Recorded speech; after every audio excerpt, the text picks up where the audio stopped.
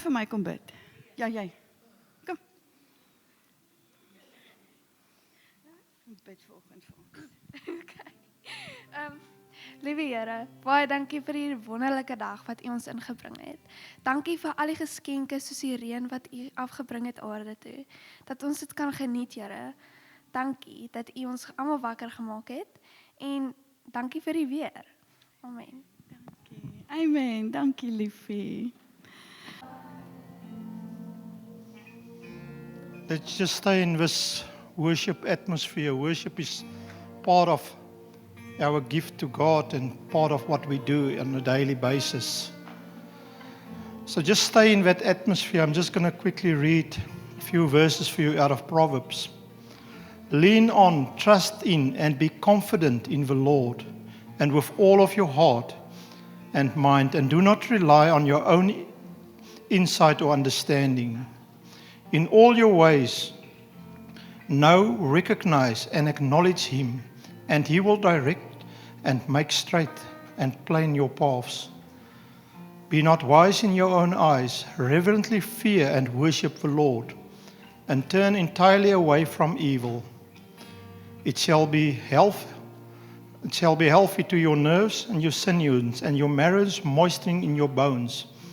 Honor the Lord with your capital, and sufficiently from righteous labors, and with your first fruits, and all your income, so you shall store in places filled with plenty, and your vast will be overflowing with new wine.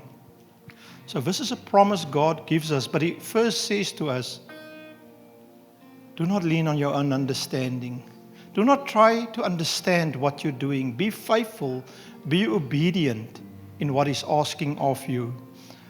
So in this setting, if the Lord speaks to you, it's now your time that you can come to the Lord and you can tithe and you can bring your gift to the house and just bless Him with your finances as well. There's a Yoko machine at the back. I will be praying over the finances just now. Just on the project that Zoe also announced with the scarves and the things that must be done. So I told her just now, I'm not going to do it. I will go and buy one. So those who do not want to sit with the pens and do that thing, please go and buy it and bring that gift as well. Thank you, Adrian. I see you support me. All right, let's pray. Lord, we just come now to you and we just bring our finances to you as well, Lord. And we proclaim victory over our finances in Jesus Christ's name. We pray, Lord, that you will touch us in a way that only you can. Lord, your maths do not always make sense to us, Lord. We look at our bank accounts and we look at a lot of things, and when we say we don't have, and when the word says you don't have because you don't ask. Lord, and therefore I pray that that principle will start to open up for them. That we will start to realize you can never outgive God. You can never outgive Him. Lord, and therefore I pray that all the finances that also come in will be for your glory, for your kingdom, and nothing, Lord, will be outside of your will. Lord, I pray that you will bless each person now and that you will touch them. There's a promise in the word in Deuteronomium that says, the Lord will bless you 1,000 times. Not 10 times, not 100 times, but 1,000 times. Lord, and that blessing I call upon your children this morning. I pray that you'll bless them, keep them, and honor them in Jesus Christ's name. Shalom. Of our Father, just linger a little bit longer into His presence. Just wait on Him.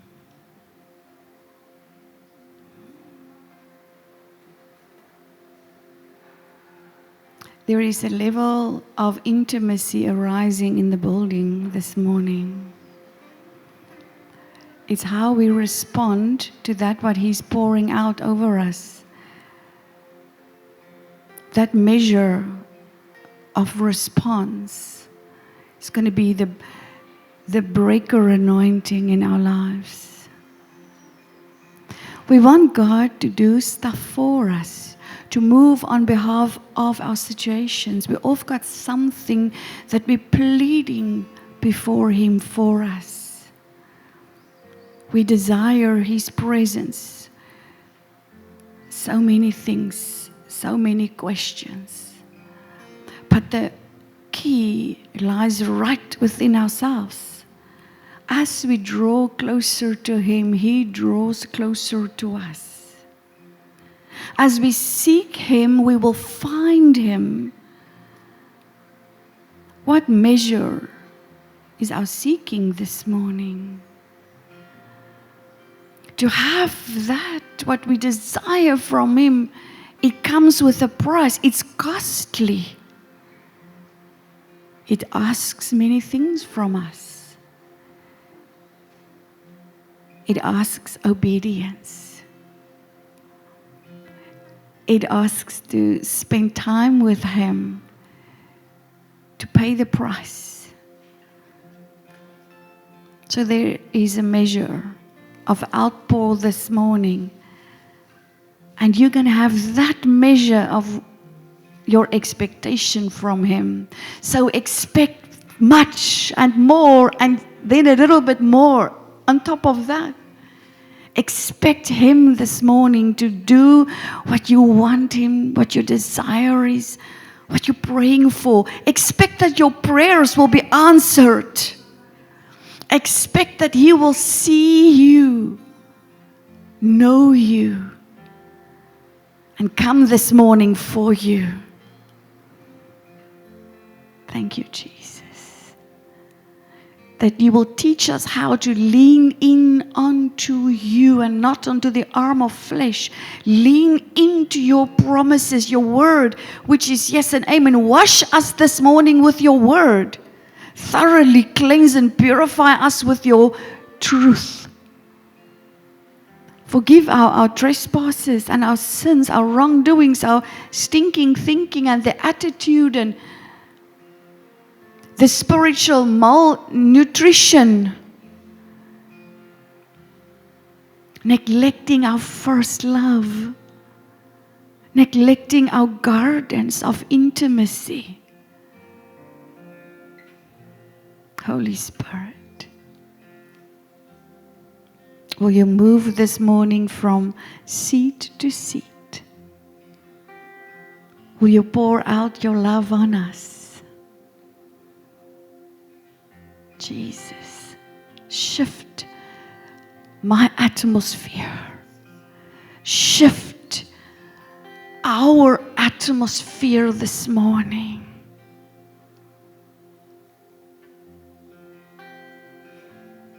We want to abide in You, sit at Your feet. The name Jesus, Your name, it's about Your name. It's all about Your name. Father, will You put that imprint on our heart this morning? It's Your name. It's the power of Your name. It's the authority of Your name. It's Your name that echoes love this morning. It heals, it restores, it brings life. It's about Your name.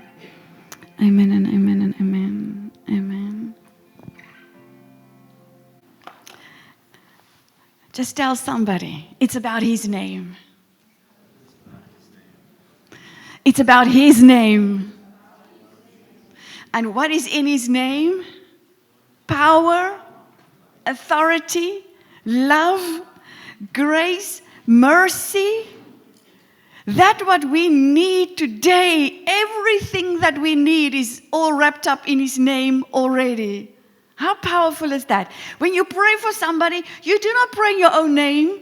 You pray in the name of Jesus Christ of Nazareth, who is the Son of the Most High King, who is the priest, who's the Melchizedek, who is all authority. All the authority belongs to Jesus Christ. When we pray for healing, it's not your hand that shakes and that's filled with oil. It's His name that does the healing. When there's deliverance, it's in the presence of Him and His name. So don't use His name in vain, though. Remember who He is. our Lord Jesus Christ, the King of kings and the Lord of lords. That's who He is. And He's unchanging. He will forever be the same. He cannot move outside of His character. Oh, we do. We flip to this side and that side as my emotions is directing me, or how I feel today. And how hurt, and how joyful, and how glad, and how much money is in the bank account, and how less there is, and it's like it's a mood changer. But yet He is unchanging. Have you ever found yourself that you have sinned, really messed up, and He's still there, arms wide open? He will leave the 99 and come for you, come for me. That's why we sit here. Because there was a time that He zoomed into your life and He says, you're my girl, you're my son, I'm coming for you. Open just an inch of your heart, I'm going to take the mile inwards. So He's just an amazing God who promised us so many things. So whenever there's a moment that you feel like, oh, just call His name. How many times had we had demonic encounters while we are asleep? You wake up, you cannot say the name Jesus. You feel the presence of the evil. And you just know, Jesus, Jesus. Even the unsaved know in that exact moment they need to call on the name of the Lord. That's how God created us. Dependent on Him. And sometimes we depend on so many other things. But this morning, I want to speak a little bit about my, and your God-given gift. So I know, I sometimes just over and over, I love this topic of gifts. Spiritual endowments, supernatural abilities, because that is what God gave me to share. Psalm 91 was my calling scripture many years ago. And the scripture that caught me is that He says, those who fear the name of the Lord, He will encircle us with warrior angels. The arrow that flies by day will do you no harm. The sudden death that lay waste at noonday, it will not hit you. It will not come near your dwelling place. That's promises. But first, the verse 1, those who sit and abide in the shelter of the Most High, under His wing, He will shelter us. It's a place of hiddenness. It's a place of protection. That's a promise God gave us in His Word, and so many other scriptures confirming, reconfirming, and it's the same story in Him. So there's a few examples in the Bible that I just want to lift up out a little bit of people who already moved in their God-given ability. And then they were men and women. They were fleshly human beings. They've got a family back home. They had to job and to go and to work, other circumstances, but humanity stays the same. I know Chris is filled with the Holy Spirit. When he opens his mouth, it's about the gifts of God. Ek bedoel dit nie lelik, Chris. But it's in his heart. It overflows. He wants to teach all of us what the spiritual gift is about. Why? Because that's the unction that's in his heart. That's the thing that God opened up for him, so it's important for him that everybody else understands. So that shows that the mantle that he's carrying is a teacher's mantle. The evangelist is more concerned about, are you saved or not? Because that's his concern. He just wants to take everybody to heaven with him or her. So the evangelistic people, it's, as jy evangelis het vir 'n pastor, gaan die gemeente elke Sondag tot bekering kom. But there's an anointing that's in each and every one of us. The thing that you can, ons kan vir Chris in die middel van die nag wakker maak en ons kan sê, wat sê die Here? Dan sê hy Romeine, die gawes, die fivefold, die. Because that's what is in his heart. So there's something in our hearts this morning that resonates obviously with the Word of God, but it resonates with that what you stand for. So what are we standing for? We are representative of Powerhouse outside outside this venue on a Sunday, on a Monday to a Saturday. Outside of this coming together, if people are asking you, where is your place, where is your church, you can either say, oh, I just visited, or that's my tribe, that's my home, that's my family. And we would love you to have this as a feel over heaven and knowing that this is the place where I belong. This is the place where it is my family. I can trust them. Because out of relationship, trust are being built. And then it goes on and on further seasons. But there's an example of Moses. We know the story about Moses. His father-in-law at a time came to him and said, listen, son, I see what you do, but you need men to keep your arms strong. You do this and you do a great job. And remember, he wasn't a man that had an eloquent speech, so by the way. So he had a stutter and he was like, oh. And he had many excuses. Do we have excuses? Oh, yes. We have many excuses sometimes. And that excuses override. But God used that man for a purpose to lead his people, the Israelites, out of Egypt. You see, God always raising somebody to the forefront to lead a group of people out of a place of obscurity. A teacher, take the people out of not knowing, the place of, I don't understand, to give them understanding. There's a veil over the eyes, and it's like, oh, I'm part in the Old Testament, and the teacher comes and he says, no, but there's more than what you think you know. There's life in abundance. And then that removes the veil. The truth speaks to our spirit, man. It removes the veil. I get understanding. The light bulbs are going on and on and on and on and on and on. Listen, how many people of the previous generation, which I'm not part of, so by the way, had stuck with this confusing concept of how could Mary become pregnant with the Holy Spirit?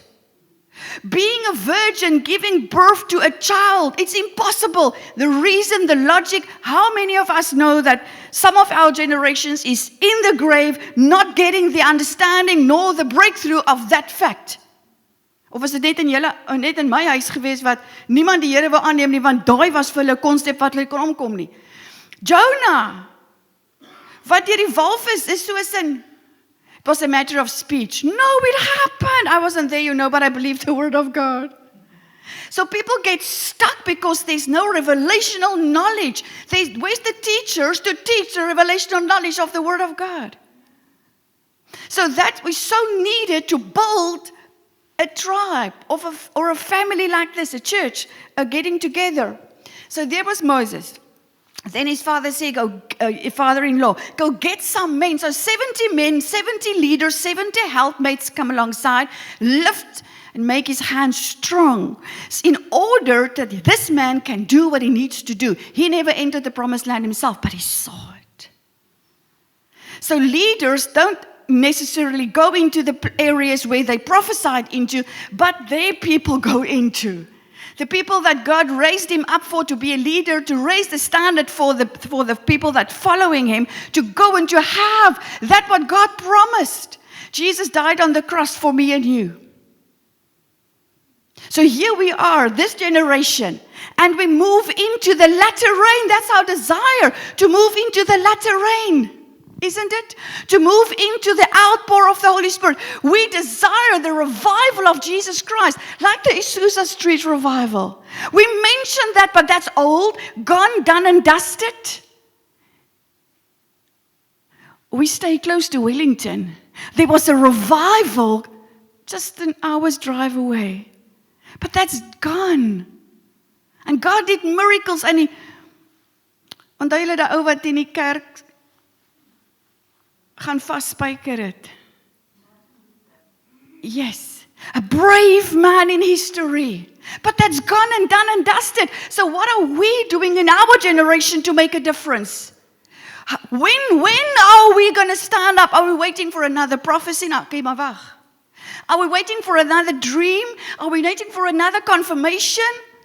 Are you waiting for heaven to open up and the angels to come feed you with manna and say, oh, you're chosen from heaven? Or are we going to move in faith because my religion, Christianity, is based on faith? It's not what I see, but what I know who He is for me. You see, so there's a lot of responsibilities. It's actually just an obedience step. I trust you, Lord. So Moses was a humble, obedient servant. But he was also uncertain. Like us. Double clutch, doubt, having unbelieving moments.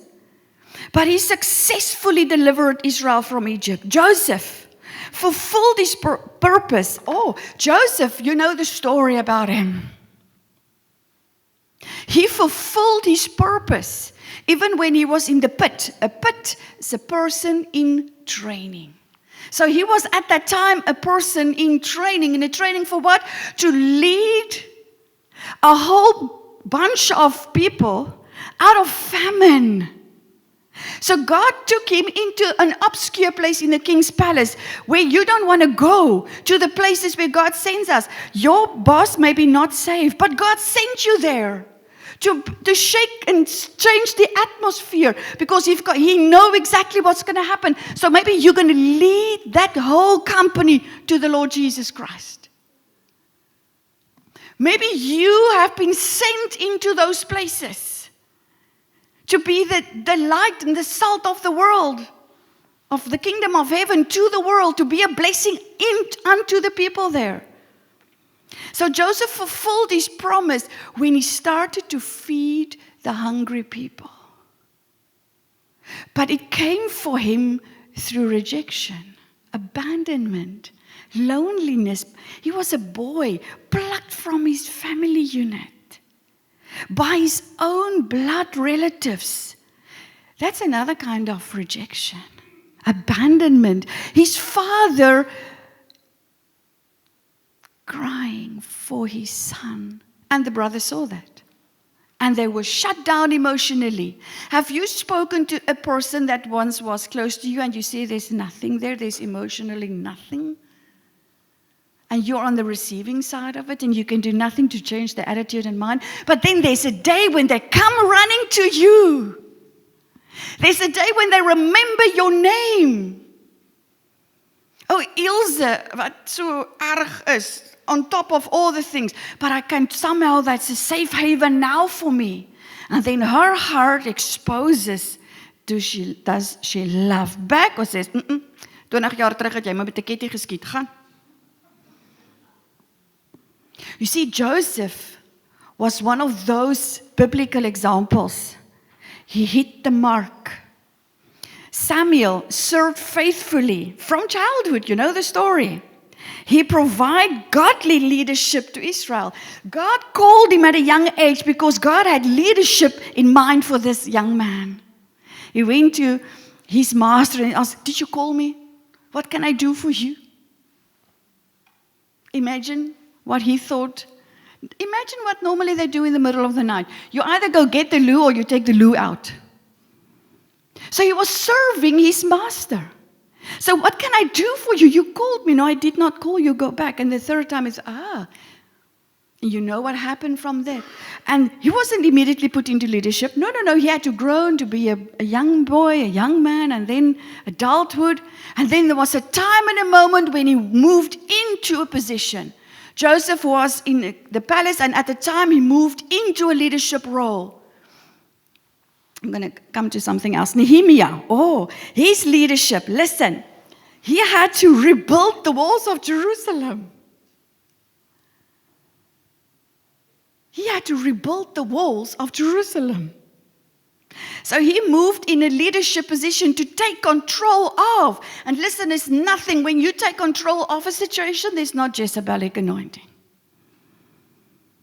When there's jealousy against what you are doing, they will say, there's a Jezebel there. Ag, luister Boeta, as jy nou dink dis 'n Jezebel, kom doen jy dit dan, because the work needs to be done, so by the way. But he built a wall, because that was what God called him to. And go read the story and the history about Nehemiah. It wasn't fun and games all the day, all the time. There was opposition. There was, most of the time, they were confronted with why this cannot work. Have you been confronted with that same sentence? You share your dream, you share your thing that you want to do, and then the people that you trust and those that you think, they're going to run with me, and then their question comes, do you really think it's going to work? No, not this tribe. No, not in this house. Maybe somewhere else. But then it's like, go back to the drawing board. But you feel like, yes, this is what you felt. The Holy Spirit dropped in your heart. And there was a man like that, and you all know him. Who built the ark? Noah built the ark. He built it over a period of 120 years. Nie dae nie, jare. 120 jaar. Hy het nog nooit 'n vloed gesien nie. And he had to trust the supernatural God with a supernatural message, built an ark. And this is the inches and this is the meters. And he had to by faith, and can you imagine the ridicule? The misunderstanding, no, this is impossible, this man is stupid. You see, sometimes in the midst of a group, you do something and then they laugh at the idea. Or don't believe in the vision that God gave him, but he made it. Okay, that was the boys now. But there's girls as well. So, Esther. Last weekend I was in Porterville. We had an Esther weekend, a conference. And she advocated for her people. She was the one that stood up and said, can you release my people? Again, listen, God gave her favor in the king's eyes. Because there's always a king that you need to change their heart. There's always a business owner. There's always a husband. There's a father. There's a brother. There's a what, and who's. That God placed you side of them and they need to change. But you're not going to tell them, the Lord says you're going to need to change. Leave that up to God to bring the change. And when they ask you, remember, relationship, trust is so important. Have friendship. Come to know one another. When there's a question, what can I do for you? Then you go. You don't go to people and say, the Lord says, you know what, you need to do this, and you need to support and give me finances that I can. No, it will come. If the whole idea is I want to have finances from somebody and I go ask, you can do it and see if there's favor. Or you can present your project. You can present the dream, and then maybe his heart will soften up and say, I will give 2%. I have this in my hand to add to your project. How many of these kings, just a question, how many of these biblical kings, after they encountered these characters, had turned their life around and served God? Closely to none. But they played a vital role in God's people, in their lives. Isn't that a miracle in itself? You see, God can use anybody and everybody on the earth at the exact same time to bring his purpose into the earth. So Esther used her position as a queen to bring change. So are we positioned in the place of rulership where God wants us to be? Are we doing what we need to do, what we are called to do? Do we take ownership of that where I am right now? It's not to be arrogant, but it's to say, Lord, you positioned me here, so there must come a change. There must be a break in these nasty circumstances. Paul, listen, our friend Paul. The other day, somebody asked me, with whom would you like to go sit when we have the opportunity to go sit with anybody in the Bible? And I said, David. And after I thought, no, Paul. He persecuted the Jews. He was an assassin. And he did a very good job for the Roman government at the time. He was excellent. That's why they chose him. He was good. And then he had an encounter with Jesus Christ, and his life turned around and he became the most amazing apostle of all times. Now we read his scriptures. Listen, we read his story. We tell his story. So what is the story that people are going to speak about us? There's thousands of books written on the bookshelves of somebody that had something to say, that write a story. And we know their names. Brilliant book house is Graham Cook. I love his podcasts, his ministry. I never met him, of course. But I can feed from his writings, his books. It speaks to your spirit, man. And so the many other, I just remember him because he's on my mind. Jeremiah, the prophet Jeremiah, remained to be obedient. When everything was against him, I'm back to the two men again. Despite his personal suffering, he had a lot of personal sufferings that he had to work through, but he stayed obedient. Then back to the girls, there was, Tabitha or Dorcas, lived up by her function of serving the poor and creating clothes for the poor. So where is the Tabithas this morning that's going to do the scarves for me? Die wat kom staan hier by my, het julle mos nou gesê, toe sê hy vir my, die wat jy kan jukkelie kan ons koop. Ek sê, ja, want jy kan die jukkelie koop, jy mag vir my 'n paar serpe. So how amazing is that God used everybody that said, here I am. And how many times did we tell the Lord over the years, Lord, here I am? When there's the altar call, when somebody's giving you the opportunity to choose, you say, yes, Lord, here I am. And when I get into my car, I'm going about my own life. It is just what it is. It's not to be negative or to say that you do something wrong. It's just what it is. We all struggle with the same thing. I also struggle with it. We want to do things on our own terms. So there's 3 keys to fulfill your function. That's just, I didn't mention all the names that I just wrote down, but there's 3 keys to fulfill your function. I'm going to ask Rian in a little while to come and to do the practical application. That's the best part for me for doing my faith, living my faith out.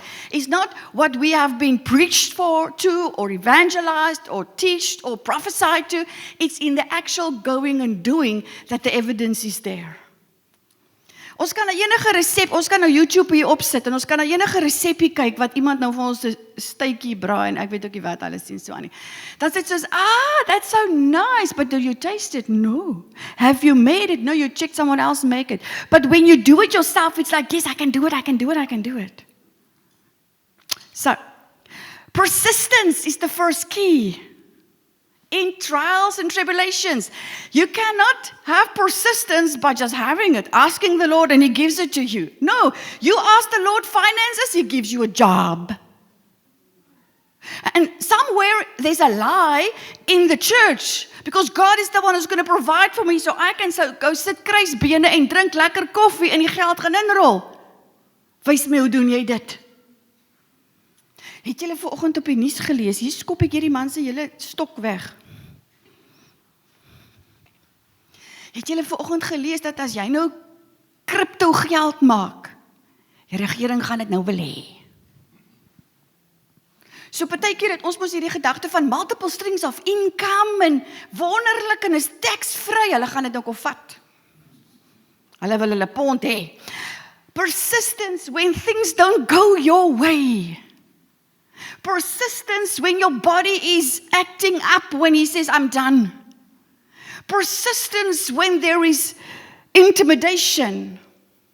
Persistence when it's only you who believe that what you think you need to do, you need to do. Job trusted God. He persisted. And listen, I don't want to have Job's journey. He lost everything. It's something else to lose a material thing, but it's something different to lose your children, family members, loved ones, cattle, your income, everything. Obedience. It's to your obedience against all fear and intimidation. Noah obeyed. He was obedient, and that's the second one. And the third one is responsibility. I'm actually closing now. Acting as a representative of God, being responsible. David refused to kill King Saul when he had the opportunity. Remember when they were in the cave, it was dark. Daar kon jy nie liggie aansit nie. And he was standing, Saul came in, he was at the back, David. His Saul was there, and he could have cut his jassie se punt. He could have killed him with a knife because that's what they wear. We wear cell phones nowadays. They had knives. So he could have killed him and nobody would have known, but only the two of them in the dark cave. He chose not to because there was a responsibility on his shoulders. Because there was a time for David to move in a position of rulership and authority. Did he mess up? Yes, he did mess up. And he had a lot of fun while messing up. But then there was a day when the Holy Spirit confronted him and he came clean. Because of the authority and the responsibility that was on his shoulders, again, to lead the people out. There was a scripture in Isaiah, I think, that says, grow where God has planted you. I've said that many times in this house. Where God positioned you, grow there, mature there. Use your spiritual gifts. Use that endowments that God has given us. Use that what you love to do. Use that.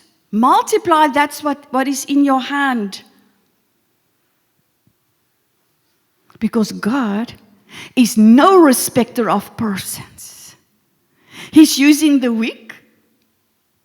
He's using those that think that they can amount up to absolutely nothing. Because God looked to the fishermen and he saw the potential. So grow where God has planted us, in the church, in your business, at your home, with your family, wherever. When God look at us, He do see us, but He look behind us and through us, and He see the multitudes of people that we're going to impact someday.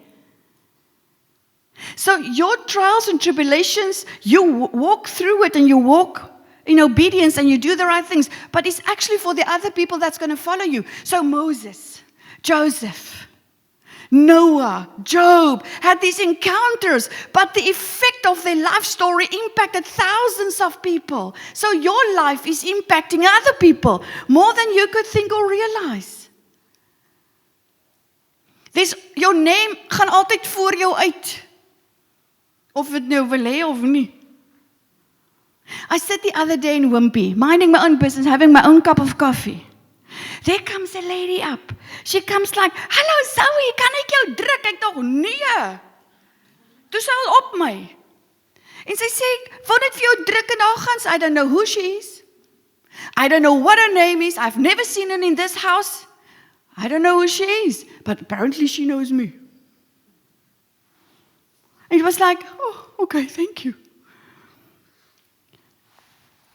Jesus Christ is our ultimate example. We follow Him. So ask Him, if He sees me, who do He see behind me? Do we have people that follow Jesus because of your encounter with them? There's mentoringship programs. Dr. Francois is busy with that on a Monday night. While we're praying in here, he's busy also online, or if you've got his sit-down meetings. There's a mentoringship program that's running, that to mentor you so that you can have the ability to mentor other people. There's a lot of prayer requests from people to pray into what is God calling them. Everybody wants to know what I need to do. What do I need to do, Lord? It's the Word of God says it all. Go read your Bible. That's as easy as it is. Go read the scriptures to find out where do you fit in. But we know somewhere where we fit in. We just don't like where I fit in because there's trials and tribulations. There is when I need to learn persistence. I need to learn perseverance. I wanted the easy way out. Lord, you said it, then let us just do it. Yeah, but there's a character that's involved there. I'm involved. And because Zoe, you're involved, I need to break down that which is not Zoe. In order that you can be used by my hand. Ugh. And that's the character, attitude, training, a person in training. None of us will never get out of that pit, so by the way. We will always be a person in training. Dr. Francois is not a child no longer. He's ook nie 'n oom nie. Moenie laat hy nou dink ons dink hy's 'n oom nie. But he will also never be outside of that place, a person in training. Tannie Edna, jy's 'n volle 25 jaar oud. Jy gaan altyd nog en nog by die Here leer. Because when he sees you, he sees the influence that you're having on your children, on your peers, on your friends, on Powerhouse. Jy's 'n prayer warrior. Luister hier, Tannie Edna drome. Dan besef sy nie eintlik hoe man sy's verby spot on. Dan is soos, Lord, you really know about this. En dan dink jy, kom ons gaan huis toe. So the gift that you carry in your heart, don't neglect that. The word says in Timothy, do not neglect that inward gift God has given you. Moet dit nie op 'n maatemmer sit nie. Stand up in your authority that God has given you. And move forward, because there's a group of people that you need to bring out of places of obscurities. There is a group of people that God saved you for them. Francois and me cannot go to the places where you can go. We've got home cells. Home cell leaders is the shepherd, is the pastor, is the prophet, is the evangelist, is the teacher over that group. You need to nurture that group that's in your house every second week. That's your responsibility. So that what can happen, that they can grow and mature. And that what can happen, the body can increase. It can grow. It come to a place of maturity. Rian.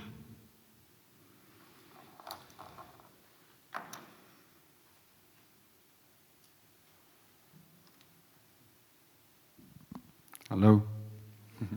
Dankie Zoe. Jy kan hom 'n bietjie vashou. Ek kan hom 'n bietjie vashou.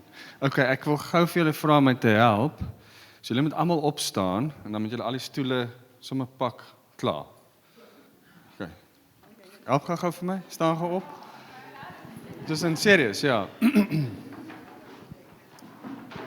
So if I need to do a practical application of what Zoe spoke about, then you cannot be a passive recipient anymore.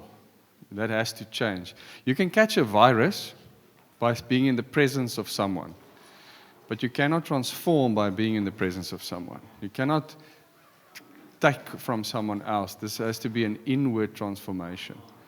So there was a time, 2011, and Delano sang this morning that you can hear the voice of God. So the truth is, if you belong to Jesus, you can hear his voice. Do you agree with me? Because you are his sheep, and the sheep knows the shepherd's voice. There's just another voice, and you often have to ask, who told you? Who told you that you're not good enough? Who told you that you don't have a gift? Who told you should be afraid? Often that's trauma, your father, your mother, but it's usually the enemy working through them to tell you lies. Does that make sense? So there was a time where I literally, and I can be very straight with God, I said to him, Lord, I'm done with you and your kingdom, serving you. What's the use? Marriage isn't what you want it to be. The finances sucks. You work for you. There's persecution. You try and live your life. But there's nothing. And then there's persecution at the work because you stand up for Jesus. And then I went into a 7-8 year period where I felt bogged down. You know this little story where the giant is nailed down by all the dwarfs? And that's where I was. So what I want you guys to do is I want you to, well, Delano just sing a song, but I'll get to that. So I was bowing down. I went to a conference and there was these sticks were part of the decoration in the front. And I'm like, Lord, I'm not worshiping, I'm not praying, I'm not reading your word. I'm like really upset with you, but I will bow before you. because I will force my body to surrender to you. Because at least if my body bows down, that I learned from deliverance. If the body kneels, sometimes the demons leave. So I knelt down before him. I said, go pick up a staff. There's one simple song that we sang, the God of Angel Armies. And I went forward, I brought it back, and I'm like, yeah, what should I do with the stick? And I quit it on the ground like that, and I said, okay, what do I do? I said, kneel down before it, or kneel down. And I knelt down, and he taught me something. We sing a lot, and this is not a reprimand, it's something I want you to pray with me. And he said to me, out of the innermost parts of your bellies will flow streams of living water. So I want to challenge you to listen to the Holy Spirit from the inside out. And as I bowed down, he said, stand up. And as I stood up, I took the staff, and he said, now hit it in the ground. And as I hit it in the ground, I ended up 6 meters from where I was standing. And he threw me around with a loud, roaring voice, the similar voice that was when I did the flags. And if you look at the word for staff, it's a Hebrew word picture that says it's the shadow bearer that brings order into the serpent's chaos. You must hunt down the chaos in your life and then bring order into it. That's what it means. But that is the imago Dei, that's the image within. You are a staff bearer. So bear with me for another second. I don't like teaching because it doesn't go into your head. But I want to share this story. So if you look at Moses, Moses was the deliverer of Israel. And then he knew that's his identity. He should set Israel free. Do you agree?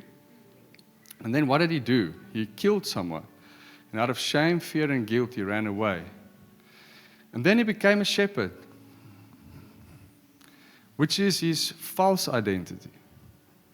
I'm going to have my sheep and my wife and my few children. And I think the burning bush was, what on earth are you doing, buddy? Moment. What are you doing? Be a shepherd. Are you nuts? I called you to be the deliverer of Israel. Take your shepherd's staff, your false identity, and throw it on the ground. And then pick up the origin of that false identity, the serpent. Pick it on its weakest or most poisonous point. And then as you pick it up, it will become a staff again. And then that staff became the very thing that every single miracle took place with. So what I want to do is I want to share with you what my identity is. And whatever God wants to do, He can do. I don't care really. But I want you to bow down with me. And then I want you to stand up. But specifically men. I want to challenge you to throw down your identity of pornography and compromise and passivity. And, you know, Jesus is the iconic is the exact replica of the image of Christ, of the unseen. And He has a staff. And I can imagine that He takes His staff every day and He rams it in the ground. What's that verse where the guy had to take the arrows and he had to hit the arrows on the ground? So I'm going to stand up, trust God for whatever He wants to do prophetically. But I want you to, all as a congregation, bow down with me. And prophetically, I just want to stand up and I want to challenge you to go and get a stick like this and write down what your name is. Because you are inherently made in the iconic, you're a fractal, iconic, direct copy of a portion of the fullness of God. That is the image that you have. No one else carries that image. There's only one Jesus. I want to end off with what I learned in that time was, God, do you love me?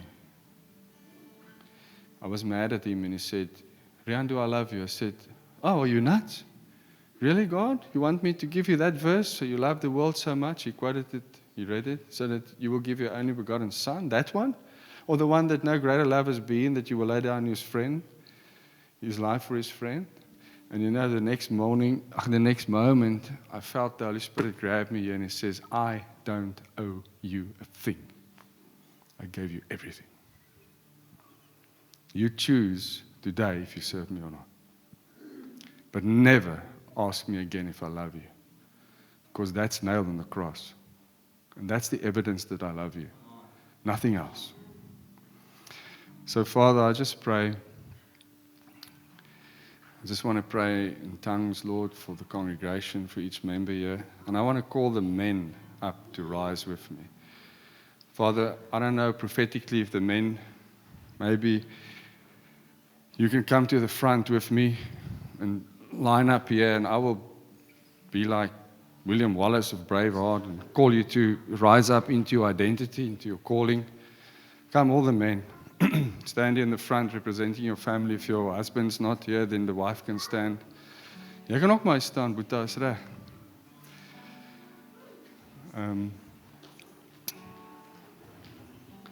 So I'm going to bow down. I'm going to pray in my tongue just as God leads me. And I want all of you to ask God, Lord, who am I?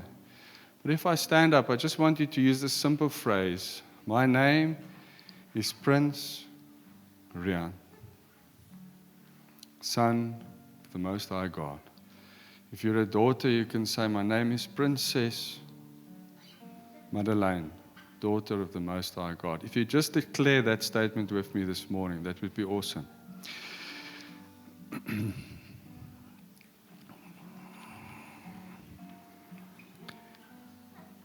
Kiaromba sotoromba yeki tarando sotoro okoro mayande itaramana nodoro sotore yakinama.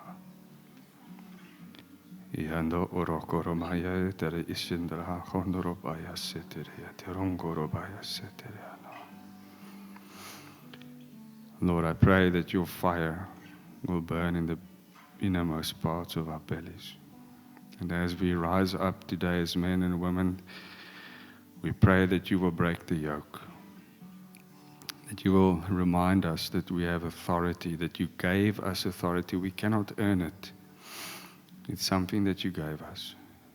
So Yeshua, be glorified in this morning.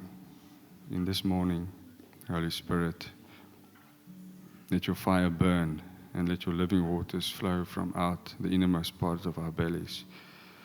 Abba, Father, may we see your face in Jesus and know that you love us. I pray this in Jesus' name.